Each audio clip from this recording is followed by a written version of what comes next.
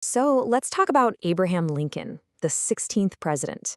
His name is, practically synonymous with American history. But this isn't just some old story from a textbook. This is about a man who took office right as the United States was about to completely implode.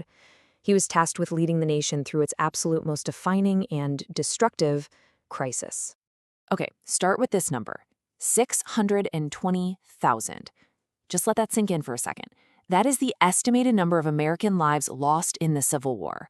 To this day, it is the deadliest war in this country's history. And Abraham Lincoln was president for every single bloody day of it. Which brings us to a huge question, right? How on earth did the guy presiding over that level of death and destruction become, for so many people, America's greatest hero? Well, the answer is complicated, it's messy, and it is absolutely fascinating. To even begin to understand Lincoln, you have to get a picture of the situation he inherited. When he got elected in 1860, the country wasn't just having a disagreement, it was on the absolute verge of shattering into pieces. And look at how fast it all happened. It's just wild. November 1860, Lincoln wins the election, largely on a promise to stop slavery from spreading. Just 1 month later, bam, South Carolina is out. By February, those states have formed their own government, the Confederacy. So by the time Lincoln actually takes the oath of office in March, he's not inheriting a country. He's inheriting a country that's already broken in two. So from his very first day in office, Lincoln's presidency is the Civil War. There's no honeymoon period, no focusing on the economy or foreign policy. His entire job from start to finish was to manage a brutal internal war that was threatening to literally wipe the United States off the map. And the pressure he was under, it was coming from everywhere. Militarily, the Union Army was getting hammered in the beginning. He kept firing generals, trying to find someone who could actually win a battle. Politically, he was getting attacked from all sides. Constitutionally, he was facing these huge, unprecedented legal questions. And on top of it all, a big chunk of the public didn't even support the war in the first place. On one side, you had a group of Northern Democrats. They were called Copperheads, and they were basically yelling that the war was a complete disaster. Their solution? Just make peace with the Confederacy.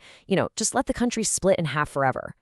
Then, on the complete other side, you had passionate abolitionists who were furious that Lincoln wasn't moving fast enough. For them, every single day that he didn't directly attack the institution of slavery was a total moral failure. So you can see he's walking this impossible political tightrope. And to deal with this crisis, Lincoln made some decisions that were, let's just say, incredibly controversial. The most famous one is when he suspended habeas corpus. This is a basic legal right that says you can't just be thrown in jail without seeing a judge. But Lincoln suspended it, which allowed the army to arrest suspected Confederate sympathizers and hold them without a trial. People at the time called him a tyrant, and it is still one of the most debated things he ever did. But as this brutal war dragged on, something really important started to shift. Lincoln began to change the very meaning of the war. It wasn't just about saving the Union anymore. It was about something bigger. It was about giving the nation, as he would later say, a new birth of freedom. And the real turning point here was the Emancipation Proclamation in 1863. Now, it didn't magically free every enslaved person overnight, but its strategic power was massive. First, it officially made the war a fight against slavery. No more pretending otherwise. Second, it allowed black men to enlist in the Union Army, which was a huge boost in manpower. And third, it created the legal momentum for the 13th Amendment, the one that would finally abolish slavery for good. Then, later that same year, he stands on the battlefield at Gettysburg and gives maybe the most famous speech in American history. And with that single powerful line, he connected all the death and sacrifice to this profound universal idea. They weren't just fighting for land anymore, he argued. They were fighting for the very idea of democracy itself, for the whole world.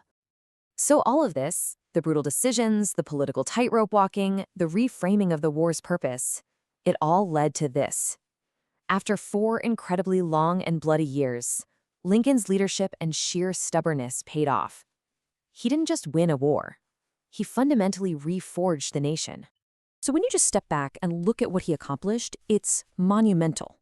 First, and this is the big one, he held the United States together. He just refused to let it die. Second, he was the political muscle behind the 13th Amendment, ending slavery forever. And third, his actions created a much stronger federal government, one that now had the power to protect the country and, importantly, enforce human rights. But of course, it's not that simple. I mean, the guy is carved into a mountain, but his legacy is still really complex and debated. For every person who sees him as a moral savior, there's another who sees him as a wartime president who bent the rules to get what he wanted.